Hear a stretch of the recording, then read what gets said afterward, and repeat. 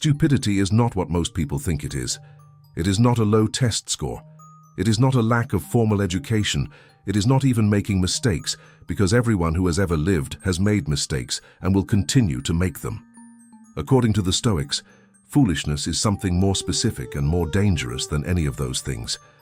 A foolish person is not someone who does not know enough. A foolish person is someone who has decided they already know enough, who reacts instead of reflecting, who experiences difficulty and extracts nothing from it, who blames the world for outcomes that their own choices produced. Marcus Aurelius understood this distinction with unusual clarity. He wrote that the greatest danger a person faces is not ignorance. It is the false certainty that there is nothing left to learn, because ignorance can be corrected the moment someone is willing to look honestly at it. But the mind that has decided it is already wise is immune to correction. It has sealed itself off from the very thing it most needs. The Stoics treated wisdom not as a talent you are born with, or a credential you earn once. They treated it as a daily discipline, a practice of examining your own thinking, questioning your own reactions, and remaining permanently open to the possibility that you are wrong about something important. Today, we are going to look at 7 signs of a foolish mind. Not to judge other people, but to examine ourselves honestly. Because the path toward wisdom begins with the courage to look clearly at the ways you might still be choosing foolishness without realizing it. These 7 signs are worth taking seriously, because each one is a way of being that feels comfortable and justified from the inside. And that is precisely what makes it dangerous. Sign 1. Refusing to accept responsibility. The foolish person always has somewhere else to point. The boss, the system, the timing, the economy, the people around them who did not cooperate, the circumstances that were stacked against them. There is always a reason, always an external cause, always something or someone that explains why things did not go the way they should have. Epictetus was perhaps the most direct of all the Stoics on this point. He said, "If you want to improve, stop blaming others and stop blaming circumstances. Focus on what you can actually control, which is what you did, how you responded, and what you choose to do next." The problem with the blame habit is not simply that it is unfair to whoever receives the blame. The deeper problem is what it does to the person practicing it. When you locate the cause of your situation in something outside yourself, you also locate the solution outside yourself. You become dependent on circumstances changing, on other people changing, on luck finally shifting in your direction. And while you wait for all of that, nothing in your life that you actually have the power to change gets addressed. Wisdom begins the moment you look inward first, not to punish yourself, not to manufacture guilt over things that were genuinely outside your control, but to ask honestly, what part of this involved a choice I made and what can I learn from it? That question is the beginning of everything the Stoics valued. Without it, growth is structurally impossible, because you cannot improve what you have decided someone else is responsible for. Sign 2. Reacting emotionally before reflecting. Seneca wrote that anger is a brief madness, and what he meant was precise. Not that strong feeling is madness, but that allowing emotion to make decisions that belong to your judgment is a form of temporary loss of the very faculty that most defines you as a human being. The foolish person reacts immediately, automatically, from whatever emotional state happens to be present in the moment. Someone criticizes them, and they become defensive before they have had a single moment to consider whether the criticism might be accurate. Plans fall apart, and frustration takes over before they have assessed what can actually be salvaged. Someone disagrees, and the disagreement becomes a threat before they have examined whether the other person might have a point. This is not passion. Passion in the genuine sense is directed, purposeful, connected to what you actually value. What most people call passion when they react emotionally is simply the nervous system making decisions that the mind has not yet been consulted on. The Stoics were clear that the goal was not to stop feeling, it was to stop letting feeling be the final word. Between what happens and what you do about it, there is a space. That space is where your actual character lives, where your values get to weigh in before your impulses have already acted. The practice is the pause, not a dramatic pause, often barely a breath, but long enough for the part of you that reasons to arrive before the part of you that reacts has already caused damage. A foolish mind closes that space entirely. How Stoic mind protects it. Sign 3. Speaking more than listening. Epictetus made a simple observation that has not lost any of its sharpness in 2,000 years. We have 2 ears and 1 mouth. The ratio is the instruction. The foolish person speaks to perform, to establish their position, to demonstrate that they are knowledgeable, interesting, or important. They are thinking about what they will say next, while the other person is still speaking. They interrupt not because what they are saying is urgent, but because the gap felt like an invitation. And in doing all of that, they miss the thing that would have actually been useful to them. What the other person actually thinks, what information they actually hold, what perspective might have been genuinely different from their own. Listening is not passive. It is one of the most active and demanding disciplines available to a person. It requires you to silence your own internal commentary long enough to genuinely receive what someone else is communicating. Not just the words, the meaning beneath the words, the thing they are trying to say before they have found exactly the right way to say it.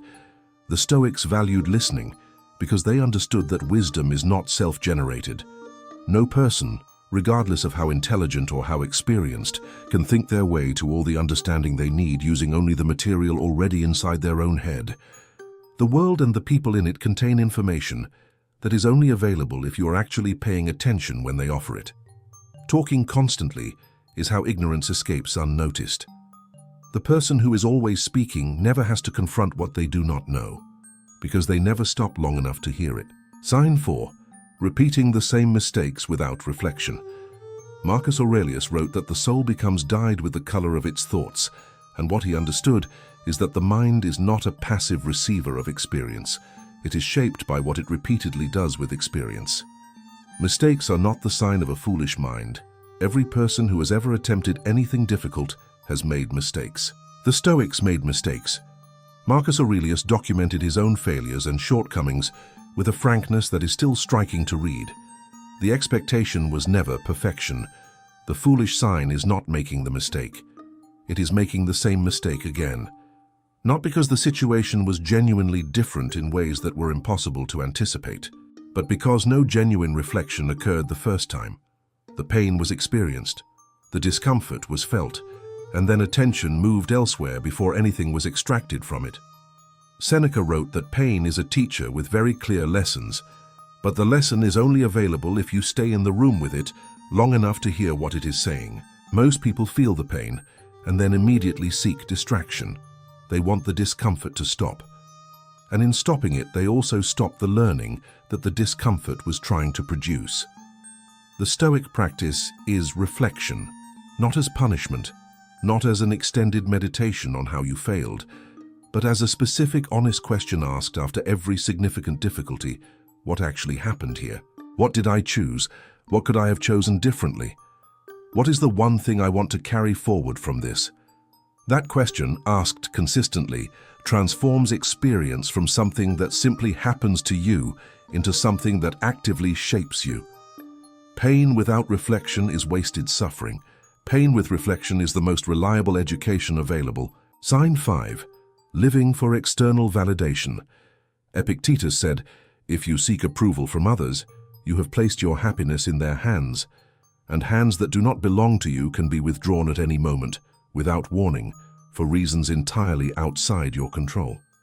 The foolish person organizes their life around how it looks from the outside. They avoid expressing genuine opinions that might be unpopular. They pursue goals that are impressive, rather than goals that are actually meaningful to them. They shape their behavior around the anticipated reactions of people who may never see the behavior at all. This is not generosity, and it is not humility. And it is a form of dependency that feels like social awareness, but functions like a prison, because the approval of other people is never stable. It shifts. It changes based on their own moods and circumstances and changing priorities. And a life built on that shifting foundation has no stable ground beneath it. The Stoics lived by internal standards, not because they did not care about other people or about the quality of their relationships, but because they understood that the only evaluation of your conduct that you can actually trust is the one you can perform yourself. Did I act in accordance with my values? Did I do what I believed was right? Did I give the genuine best that I had available in this situation? Those questions have answers you can assess honestly. The question of whether other people approve does not. Freedom begins precisely at the moment when someone's opinion of you stops being a condition of your peace. Sign 6. Treating comfort as the goal. Seneca wrote, "Difficulties strengthen the mind as labor does the body." The foolish person has arranged their life around the avoidance of discomfort. They take the easier path. They avoid the difficult conversation. They choose the familiar option over the one that would require more from them.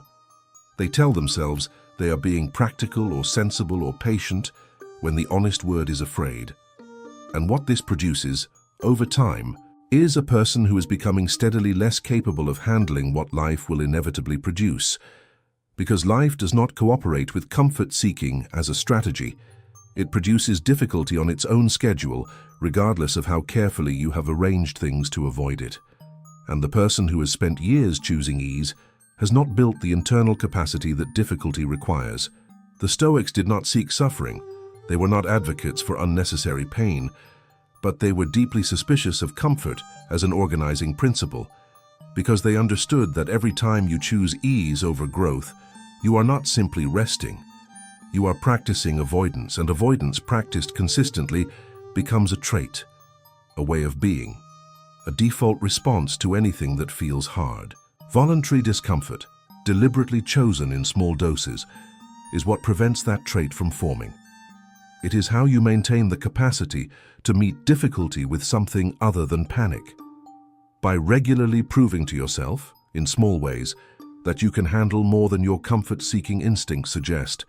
Growth does not live inside your comfort zone. It never did. The Stoic path asks you to visit the edges consistently enough that they become familiar rather than terrifying. Sign 7. Believing you have already learned enough. This is the most subtle sign and the most dangerous one, because it is the hardest to see from the inside. Marcus Aurelius wrote, "It is impossible for a man to learn what he thinks he already knows." The mind that has decided it is sufficiently wise has built a wall around itself that looks from the inside like a foundation. It feels like confidence. It feels like experience. It presents itself as the earned certainty of someone who has been through enough to know how things work. But it is not confidence. Genuine confidence does not require the world to stop offering you new information. Genuine confidence can encounter evidence that contradicts what you believed and update without collapsing. What feels like earned certainty but cannot tolerate being questioned is something else. It is brittleness, and it is one of the clearest signs that a mind has stopped growing. The Stoics held one posture toward knowledge that never changed, regardless of how much they had read or experienced or thought. Permanent openness, not naive openness that accepts everything. Discerning openness that continues to examine, to question, to remain genuinely curious about whether the current understanding is complete. Epictetus, who had thought longer and harder about the philosophy he taught than almost anyone alive in his era, still described himself as a student. Not as performance of modesty, because he understood that the moment you stop being a student is the moment your thinking begins to calcify. True intelligence is not the accumulation of answers, it is the maintenance of honest questions. It is the humility to recognize that what you know is always smaller than what there is to know, and the discipline to remain curious about the difference. Closing. 7 signs. Each one a way of thinking that feels comfortable and justified from the inside. Each one a way of closing the mind rather than opening it, refusing to accept responsibility, reacting before reflecting, speaking more than listening, repeating mistakes without reflection, living for external validation, treating comfort as the goal, and believing there is nothing left to learn. The Stoics did not point to these patterns to judge the people who exhibited them. They pointed to them to examine themselves, because they understood that the foolish path and the wise path are not separated by intelligence or education or talent. They are separated by a daily choice. The choice to look honestly at your own thinking and to remain open to the possibility that it needs to be corrected. Wisdom is not a destination, it is a direction, and you are moving in that direction every time you choose reflection over reaction. Every time you accept responsibility for something you would rather blame elsewhere. Every time you stay quiet long enough to actually hear what someone else is saying. Every time you sit with difficulty long enough to learn what it is trying to teach. The wise improve themselves, the foolish defend themselves. That distinction, applied honestly and daily, is the entire practice. If this video reached something real in you, leave a comment below. Write one word.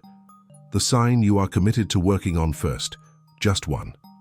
That is where it starts. Subscribe to Stoic Journal and turn on the bell. Every week, content like this for people who are serious about thinking more clearly and living more honestly. Until next time, stay open, stay honest, keep examining.